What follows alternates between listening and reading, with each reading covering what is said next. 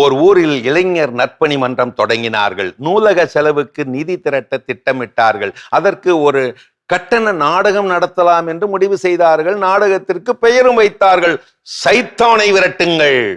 எப்படி தலைப்பு சூப்பர்ல?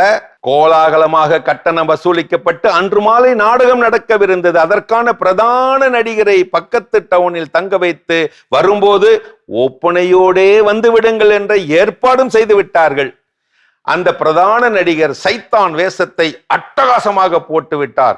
கருப்பு கலர் அங்கி, கால் தெரியாமல் கருப்பு சாயம், தலையிலே 2 கொம்புகள், காதல ஓடிய கண்கள், பறந்துபட்ட காதுகள், கடித்து குதறும்படி வெளியே துருத்தி நிற்கும் முன்னங்கொக்கி பற்கள், துருத்தி நிற்கும் கடவாய் பற்கள், 10 விரல்களுக்கும் நீண்ட நெடிய நகங்கள்.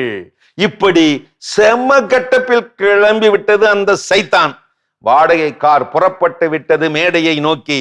ஆனால் இடையிலே ஒரு கிறிஸ்தவ கிராமத்தை தாண்டிய போது கார் பழுதாகி போய்விட காரை எடுக்க முடியாமல் டிரைவர் திணற யோசனை ஒன்றை சொன்னான். அந்த டிரைவர், ஐயா, அதோ அந்த கோவிலில் பிரார்த்தனை ஒன்று நடந்து கொண்டிருக்கிறது, இன்னும் நாம் 4 கல் தொலைவு போக வேண்டும், அவர்களிடம் போய் யாராவது காரில் கொண்டு வந்து விடுங்கள் என்று கேட்டு பாருங்கள், நிச்சயமாக விடுவார்கள். சரி என்று கிளம்பிவிட்டது சைத்தான். அங்கே ஆலயத்தில் அந்த நேரத்தில் மறையுரைத்துக் கொண்டிருந்தார் பாதிரியார். சைத்தானாவது சாணியாவது, சைத்தானை எதிர்த்து நில்லுங்கள், அது ஓடி மறைந்துவிடும், அப்பாலே போ சாத்தானே என்று இறைமகன் இயேசு விரட்டி அடிக்கவில்லையா? சைத்தானிடம் சரணடைவதை விட சாவதே மேல், மறவாதீர், சைத்தானை சாகடிப்பவர் சாகும் வரை வாழ்வார். இப்படி மறையுரைத்தவுடன் கொதித்து போனார்கள் இறை மக்கள். வரட்டும் அந்த சைத்தான், என்ன செய்ய போகிறேன் பார். சைத்தா, என் கால் அருகே வாடா, உன்னை என் காலால் மிதிப்பேன், சிறு புல்லென மதிப்பேன். அந்த சாத்தான் மட்டும் வரட்டும், என் கையிலேதான் அதற்கு சங்கு.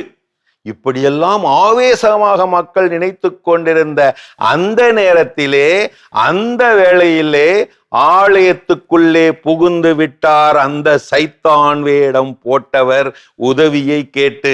திடீரென புகுந்த சைத்தானை கண்டதுதான் தாமதம். அவ்வளவுதான். அலறி அடித்து விழுந்தடித்து ஒருவர் மேல் ஒருவர் ஏறி மிதித்து பயந்து நடுங்கி அடித்து நெருக்கி அடித்து ஆலயத்தை விட்டு சிதறி அடித்து தெரித்து ஓட ஆரம்பித்து விட்டார்களாம் அந்த ஆலய மக்கள், ஆலய பிரசங்கியார் உட்பட. இது சின்ன பிள்ளையில எங்க ஊர் திண்டுக்கல் மிக்கேல் பாளையத்துல நான் கேட்ட கதைங்க. அடிக்க வராதிங்க, பிசாசு வெளியே இல்லை, அது உள்ளே, உள்ளுக்குள்ளே, உனக்குள்ளே. கட்டுப்பாடுகள் இழந்த ஆசையே பிசாசு, மமதையில் மிதந்தபடியே வரும் பேராசையே பெரிய பிசாசு. பசாசை வெல்ல வாழ் தேவையில்லை, வளமான விழிப்புணர்வே போதும். பசாசு அது கருப்பு கலரில் வராது, பளபளப்பான காரணங்களாகத்தான் வரும். சின்ன சின்ன பேய்களே பெரிய பெரிய பிசாசுகளின் முன்வழி தடங்கள். செயல் வடிவ பிசாசுகளிடத்தை விட சிந்தனை வடிவ பிசாசுகளிடம் எச்சரிக்கையாயிருங்கள். நல்ல நல்ல எண்ணங்களே பசாசுக்கு நீங்கள் போடும் வேலிகள். அதை விட்டுவிட்டு பசாசை கட்டி போட பில்லி சூனியக்காரனின் காலில் போய் விழுவானே, 1000 பணத்தை கொண்டு போய் கொட்டுவானே.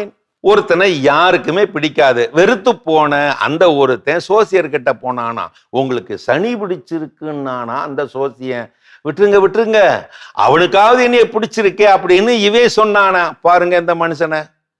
எச்சரிக்கை நண்பா, இல்லை என்று வாடாதே, இருக்கிறது என்று ஆடாதே. இரண்டுமே சைத்தானின் ஆடுகளங்கள்.